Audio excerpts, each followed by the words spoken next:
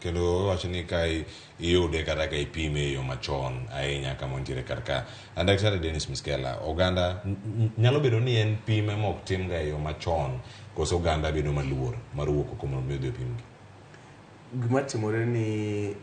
jo piny kata dhano kit dhano wacho ni gima kia ok binega ineno ignorance is bliss gi dho kisungu ni ng'ato wacho ni kadhi ang'eyo kwa wotho moyo kapok ang'eyo to nyaka wadi stigmatize nyaka wagola kwede e tuo mar kansa kana wagola kwede tuo mar HIV mathiedho yudre makoro kata ji survive akwede nyaka wagole weche mag kansa ng'eche piny Kenya masani ji 2,500 tho higa ka higa niwach kansa yeah to wadendo kai out of ji 1,100 58 people miyudo ka nigi tuo ni to en tuo ma kiyudo machon kaka no nyamelo maber kani kiyudo chon to survivors nitiere keche gima ko yudi chon tidhi kata ka en surgery tigolo part ka en chon kabisa tigolo part mantie kansa no kose bed maduong' matin tigolo thuno no te tiwe wangi kata kedo ni chemotherapy to bichanga changa medo gi ngimani to ka jopinyo kedo tuo mar kansa ke tuo mar kiwijo ni kansa to ni en death sentence nyaka koro ng'ato dhi tho ki kansa oyud kuomi apana gima nego ji kuom kansa en stage moyude nitie stage 1 nitie stage 2 all the way up to stage 4 stage 4 ya koro osedhi dendi tema odhi nyaka obo odhi e obwongo seche moko e choke and all that lakini ko yude ma kapoko odhi moenewa mang'eny ahinya en tuo ma thiedhore ok mana kansa mar thuno kende kansa mar del mang'eny en tuo ma koyudi on time momiyo pile kata ka biro studio ka wangiso jopiny ni nyaka idhi screening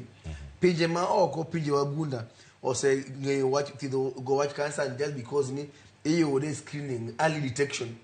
mano kata yadh kansa onge yadh mopogore gi that early detection kiseyude mapema to daktari pago kod thieth to wach detection jaga jionge ni en screening aina mane. Number 1 screening manyaka jopiny tim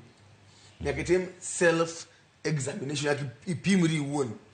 na jono almost 30% kata malo 30 makasa mar thuno joma fwenyo e ngama mi ofwenyo kende kata jaode fwenyo ne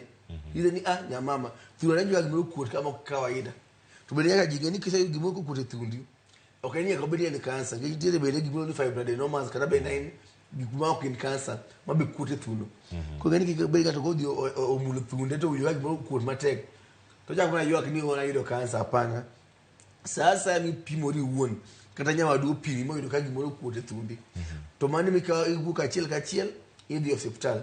daktari jak pimo kendo ko gimoro ka opodo kuot tiko scan ultrasound anyalo ori ne sajo moro goldio matin e kipimo ni to gimoro kuote thund miyo ne kata ngama dichuoni en ang'o en gima cancerous kata gima benign gima ok en cancer mane kinyo wach thieth ko kika miji luora ahinya ni time ma gima kuote thundi kata kinyo kata ka ntiere adhola moro to ni en cancer gima nyalo miyo jibuo gima ng'ato kata tamre kata thieth ni ko seto erokamano ahinya nitiere yore mopogore opogore Caroline mapono